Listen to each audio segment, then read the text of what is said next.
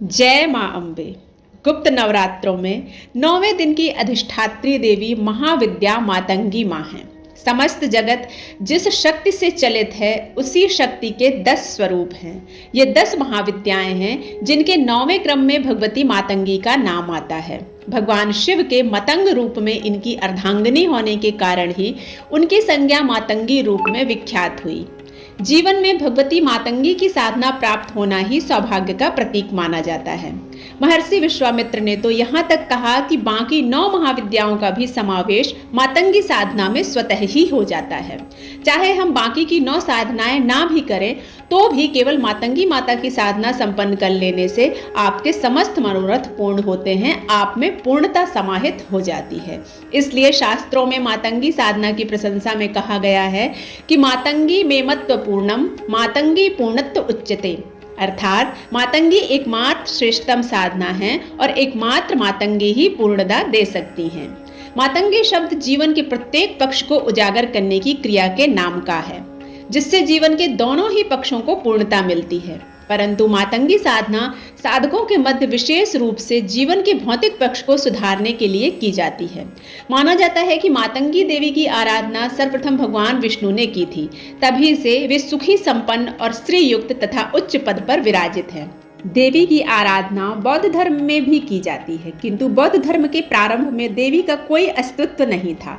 कालांतर में देवी बौद्ध धर्म में मातागिरी नाम से जानी जाती हैं। तंत्र विद्या के अनुसार देवी सरस्वती नाम से भी जानी जाती हैं, जो श्री विद्या महात्रिपुर सुंदरी के रथ की सारथी तथा मुख्य सलाहकार हैं। हम सभी जीवन में सदैव मेहनत करते हैं तथा हमेशा यह प्रयत्न करते हैं कि हमारा समाज, हमारा परिवार हमसे सदैव प्रसन्न रहे, परंतु ऐसा होता नहीं है। उसका सबसे बड़ा कारण है कि हमारे पास बहुमत नहीं। यहाँ बहुमत का अर्थ प्रसिद्धि से है, क्योंकि जब तक हमें जीवन में प्रसिद्धि नहीं मिलती हमारा कोई सम्मान नहीं करता है। दुनिया सर झुकाएगी तो ही परिवार भी हमें सम्मान देता है, अन्यथा वो कहावत तो सुनी ही होगी कि घर की मुर्गी दाल बराबर। और यदि आप प्रसिद्ध हैं तो लक्ष्मी भी आपके जीवन में आने को आतुर हो उठती हैं। इस साधना को करने के बाद व्यक्ति के जीवन में अभूतपूर्व परिवर्तन आते हैं। इस साधना को संपन्न करने के बाद साधक अपने कार्य क्षेत्र में तथा समाज में ख्याति प्राप्त करता है, वह लोकप्रिय और यशस्वी बनता है। यह साधना माँ मातंगी से संबंधित है, अतः साधक को पूर्ण गृहस्थ सुख प्राप्त होता है तथा परिवार में सम्मान होता है। साधक को कुटुंब सुख, पुत्र पुत्रियां, पत्नी, स्वास्थ्य, पूर्ण आयु आदि सभी कुछ प्राप्त होता है, जिससे उसका गृहस्थ जीवन पूर्ण माना जा सकता है। माँ मातंगी में महालक्ष्मी समाहित हैं, अतः साधक का आर्थिक पक्ष मजबूत होता है। स्वास्थ्य, आय, धन, भवन, सुख, वाहन, सुख, राज्य, सुख, यात्राएं और विविध इच्छाओं की पूर्ति सब कुछ मातंगी अपने साधकों को प्रदान करती हैं। यह साधना गुप्त नवरात्रि, अक्षय तृतीया या मातंगी जयंती अथवा मातंगी सिद्धि दिवस में आरंभ की जा सकती है। इसके अतिरिक्त यह साधना किसी भी नवरात्रि के प्रथम दिन से अथवा किसी भी शुक्रवार से शुरू की जा सकती है। फिर भी अक्षय तृतीया में वैशाख पूर्णिमा के मध्य यह साधना संपन्न करना सर्वश्रेष्ठ माना जाता है। यह साधना रात्रि के 10 बजे के बाद शुरू करना चाहिए या ब्रह्म मुहूर्त में यह साधना प्रारंभ करना चाहिए। आसन वस्त्र सफेद हो तथा आपका मुख उत्तर दिशा की ओर हो। सामने बाजोट पर सफेद वस्त्र बिछाएं, उस पर अक्षत से बीज मंत्र ह्रीम लिखें। फिर उस मंत्र पर मातंगी माँ की यंत्र या प्रतिमा स्थापित करें। यह संभव ना हो तो एक मिट्टी के दीपक में तिल का तेल डालकर जलाएं और उसे स्थापित कर दें। उस दीपक को ही माँ का स्वरूप मानकर पूजन करना चाहिए।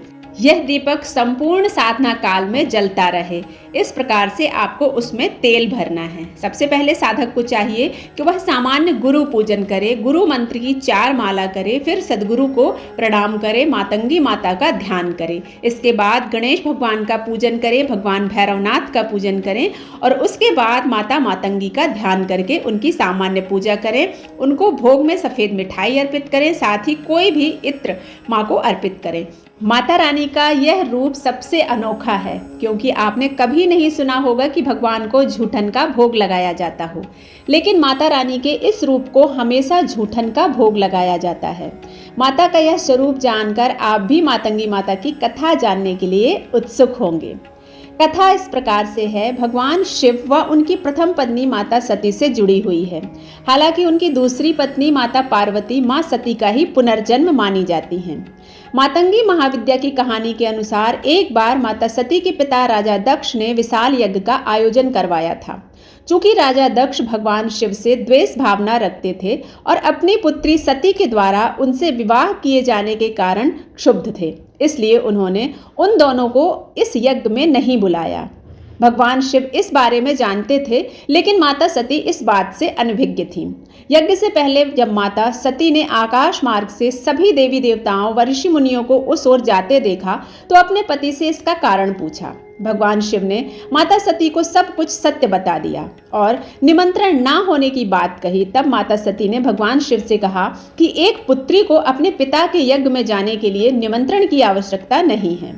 माता सती अकेले ही यज्ञ में जाना चाहती थी। इसके लिए उन्होंने अपने पति शिव से अनुमति मांगी, किंतु उन्होंने मना कर दिया। माता सती के द्वारा बार बार आग्रह करने पर भी शिव नहीं माने, तो माता सती को क्रोध आ गया और उन्होंने शिव को अपनी महत्ता दिखाने का निर्णय लिया। जब माता सती ने भगवान शिव को अपने 10 रूपों के दर्शन दिए, जिनमें से 9वीं मातंगी देवी थी। माता रानी के यही 10 रूप 10 महाविद्या कहलाते हैं। भगवान शिव का एक नाम मतंग भी है। उनकी पत्नी होने के कारण माता रानी के इस रूप का नाम मातंगी पड़ा। मातंगी से तात्पर्य माँ दुर्गा व माँ सरस्वती के रूप से ही है। मातंगी माँ की उत्पत्ति से संबंधित एक पौराणिक कथा है, जिसके अनुसार एक बार भगवान विष्णु और उनकी पत्नी लक्ष्मी भगवान शिव तथा पार्वती से मिलने उनके निवास स्थान कैलाश पर्वत पर गए। भगवान विष्णु अपने साथ कुछ खाने की सामग्री भी ले गए और शिव जी को भेंट किया। भगवान शिव तथा पार्वती ने भेंट स्वीकार कर ली, लेकिन कुछ अंश धरती पर गिर गया। उन गिरे हुए भोजन के भागों से एक श्याम वर्ण वाली दासी ने जन्म लिया, जो मातंगी नाम से विख्यात हुई। कहा जाता है कि मुनि मातंग की पुत्री के रूप में जन्म लेने के कारण इनका नाम मातंगी पड़ा। उनकी सर्वप्रथम आराधना भगवान विष्णु ने की। वह विष्णु की आद्य शक्ति भी मानी जाती हैं। मातंगी का स्वरूप नीले गहरे श्याम वर्ण का है। शीश पर अर्धचंद्र धारण किया हुआ है। माँ के 4 हाथ 3 नेत्र माँ कमल के आसन पर विराजमान हैं। माता ने लाल वस्त्र और गले में गुंज की माला धारण की है।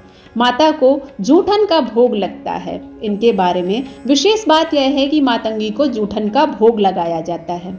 ऐसा कहते हैं कि जब माता पार्वती को चंडाल स्त्रियों द्वारा अपने जूठन का भोग लगाया, तब सभी देवगण और शिव जी ने भूतादिगण इसका विरोध करने लगे।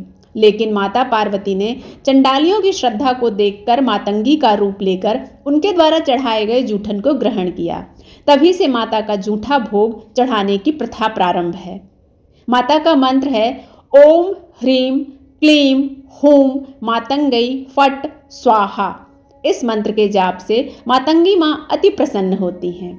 यह गृहस्थ साधकों के समस्त मनोरथों को पूर्ण करती हैं। व्यक्ति को जीवन में उन ऊंचाइयों पर पहुंचाती हैं जिसकी व्यक्ति कल्पना भी नहीं कर सकता। इसलिए हम सभी को मातंगी माँ की प्रार्थना और पूजा करना चाहिए। जय माँ मातंगी। मिलते हैं अगले वीडियो में, तब तक के लिए जय माँ अम्बे।